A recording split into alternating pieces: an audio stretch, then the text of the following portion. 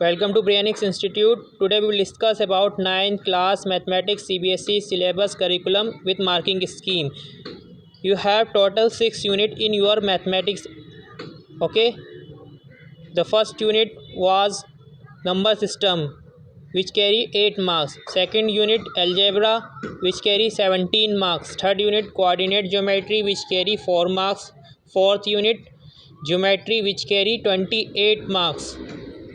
Okay, geometry is large portion for your 9th class. Okay, and next unit menstruation, which carry 13 marks, and last unit statistics and probability, which carry 10 marks. The total will be of 80 marks. This is your only for theory, not for practical. Okay, सबसे पहले बात करेंगे हम unit first की, जो आपकी कितने marks की है, 8 मार्क्स की। यूनिट फर्स्ट यानी कि नंबर सिस्टम, इसके अंदर आप रियल नंबर के बारे में पढ़ेंगे, नेचुरल नंबर्स क्या होते हैं, इंटीजर्स, रेशनल नंबर्स, ठीक है, terminating, non terminating, recurring decimal expansions क्या होते हैं, रेशनल नंबर्स कैसे होते हैं, उनका ऑपरेशंस कैसे किया जाता है। के बाद रेशनल नंबर के बाद इरेशनल नंबर के बारे में पढ़ेंगे आप। ओके, फिर रेशनलाइज किया कैसे जाता है, एक्स अपॉन वाई की फॉर्म में कैसे लिख, फिर पावर क्या होती है, पावर को एक्सपोनेंट भी कहते हैं। ये सारी चीज़ें आपको यूनिट फर्स्ट में है, ठीक है। इसके बाद आती है आपकी यूनिट सेकंड, जो है अलजेब्रा। अलजेब्रा के अंदर सबसे पहले है आपका पॉलिनोमियल्स, ठीक है। पॉलिनोमियल्स के अंदर आपको कोफिशिएंट के बारे में जानना है, ज़ीरो ऑफ द पॉलिनोमियल क्या होता है, डिग्री कैसे निकालते हैं, लीनियर, क्वाड्रेटिक, क्यूबिक। ओके, ये लीनियर, क्वाड्रेटिक, क्यूबिक ये इसकी पावर के हिसाब से होता है, वेरिएबल की पावर के हिसाब से। लीनियर, अगर वेरिएबल की पावर 1 है तो लीनियर पॉलिनोमियल होता है, अगर वेरिएबल की पावर 2 होती है तो क्वाड्रेटिक पॉलिनोमियल, और अगर वेरिएबल की पावर 3 है तो क्यूबिक। ओके, मोनोमियल मतलब एक टर्म, बाइनोमियल मतलब 2 टर्म, ट्राइनोमियल मतलब 3 टर्म, 3 से ज़्यादा टर्म है तो पॉलिनोमियल कहते हैं। Okay, zero of the polynomial कैसे निकालते हैं, थ्योरम फैक्टराइजेशन का फॉर्मूला। ओके, ये सारी चीज़ें आपको अलजेब्रा के अंदर हैं। फिर इसके बाद है लीनियर इक्वेशन इन 2 वेरिएबल्स, ठीक है। यहाँ पर आप देख सकते हैं 2 वेरिएबल हैं, एक एक्स वेरिएबल है और एक वाई वेरिएबल है, और इसकी पावर कितनी है, 1 है ना, यहाँ पर भी पावर 1 है और यहाँ पर भी पावर 1 है, तो इसीलिए लीनियर इक्वेशन है, linear equation in 2 variables. Okay, इसके बाद कोऑर्डिनेट ज्योमेट्री। कोऑर्डिनेट ज्योमेट्री सबसे आसान चैप्टर है आपका। इसके अंदर ग्राफ के बारे में पढ़ते हैं, x axis, y axis, first coordinate, second coordinate, third coordinate, fourth coordinate, ठीक है। फिर ओरिजिन क्या होता है, पॉजिटिव एक्सिस, नेगेटिव एक्सिस, और ये सारी चीज़ें आपको कोऑर्डिनेट ज्योमेट्री के अंदर पढ़नी है। यूक्लिड्स जो है आपका, ये एग्ज़ाम पॉइंट ऑफ व्यू से नहीं है, ठीक है, आप नॉलेज के लिए से समझ सकते हैं, पढ़ सकते हैं, एग्ज़ाम में नहीं आएगा ये आपका। इसके बाद आता है आपका लाइन्स एंड एंगल्स, ठीक है।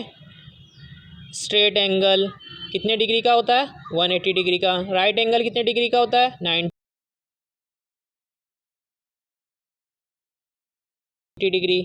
एक्यूट एंगल कौन से होते हैं, जो 90 डिग्री से कम होते हैं, ठीक है। Exterior angle, interior angle, sum of exterior angle, sum of interior angle, opposite angle, ये सारी चीज़ें आपको यहाँ पर पढ़नी है। ट्राइंगल्स मतलब जिसके अंदर 3 angle 3 vertices, 3 sides 3 angle 3 vertices, उसको हम कहते हैं ट्राइंगल्स, ठीक है। फिर कुछ कॉन्ग्रुएंसी रूल पढ़ने हैं, side angle side, angle side angle, side side side, right angle hypotenuse side, ये कॉन्ग्रुएंसी रूल होते हैं जो आपको धीरे धीरे समझ में आ जाएंगे जब हम पढ़ेंगे इसे। इसके बाद आपका नेक्स्ट चैप्टर आएगा आपका क्वाड्रिलेटरल्स। जैसे ट्राइंगल्स के अंदर 3 साइड्स होती हैं, ऐसी शेप या ऐसी फिगर जिसके अंदर 3 साइड होती हैं उसे ट्राइंगल्स कहते हैं। ऐसी शेप या ऐसी फिगर जिसके अंदर 4 साइड होती हैं उसे क्वाड्रिलेटरल्स कहते हैं, ठीक है। क्वाड्रिलेटरल्स के अंदर आपको पैरेललोग्राम, अपोजिट एंगल्स क्या होते हैं, पैरेललोग्राम के इक्वल होते हैं, ठीक है। इसके बाद आपका आता है एरिया कैसे निकालते हैं, एरिया ऑफ पैरेललोग्राम्स। फिर आपका नेक्स्ट है इसके बाद सर्कल। ठीक है। सर्कल के अंदर आपको रेडियस, सरकमफेरेंस क्या होती है, डायमीटर जस्ट डबल होता है रेडियस का, कॉर्ड कैसे निकालते हैं, आर्क क्या होती है, सेकंड क्या होता है, सेक्टर, सेगमेंट, सबटेंडेड, ये सारी चीज़ें आपके बेसिक हैं 10th क्लास के लिए। 10th क्लास में भी यही चैप्टर मिलेगा आपको, circle, area related to circle. तो अगर आपने यहाँ पर अच्छे से समझ लिया इसे तो 10th क्लास आपके लिए बहुत ज़्यादा ईजी हो जाएगी। ओके। इसके बाद आता है आपका कंस्ट्रक्शन के अंदर आपको 60 डिग्री, 90 डिग्री, 45 डिग्री, अभी तक तो आप उससे बनाते हैं, डी से बनाते हैं, ठीक है। तो अब 9th क्लास में आपको विदाउट डी सिर्फ कंपास की मदद से बनाना है, 60 डिग्री, 90 डिग्री, 45 डिग्री, ये सारी चीज़ें आपको, ठीक है, धीरे धीरे समझ में आ जाएंगी कैसे बनाना होता है। इसके बाद यूनिट आती है 5th, मेंसुरेशन के अंदर एरिया निकालते हैं, एरिया ऑफ ट्राइंगल्स, जिसे हम हीरोन्स फार्मूला, ये सिर्फ एक ही फार्मूला है, ठीक है। इसके बाद आता है आपका next chapter surface area and volume, ठीक है। इसके अंदर कुछ फिगर हैं, cube, cuboid, sphere, hemisphere, right circular, cylinder, cons, ये 9th क्लास के अंदर चैप्टर है और यही सेम चैप्टर 10th क्लास में है। थोड़ा सा फ़र्क है, उसके अंदर एक कॉन, फ्रस्ट्रम ऑफ कॉन, एक नया कंसेप्ट आ जाता है, बाकी सारी चीज़ें सेम हैं। तो आपको 9th क्लास में बहुत अच्छे से समझ लेना है ताकि आपके लिए 10th क्लास बहुत आसान हो जाए। फिर लास्ट यूनिट है आपकी स्टैटिस्टिक्स एंड प्रोबेबिलिटी, ठीक है। स्टैटिस्टिक्स के अंदर जैसे आपने देखा होगा न्यूज़पेपर के अंदर, जैसे मान लीजिए आज कोई मैच हो रहा है, क्रिकेट मैच है, ठीक है, तो कल न्यूज़पेपर के अंदर एक डाटा शो करते हैं, ठीक है, कौन से प्लेयर ने कितने रन बनाए, कितने, कौन आउट हुआ, तो एक डाटा से हमें पता चल जाता है, ठीक है।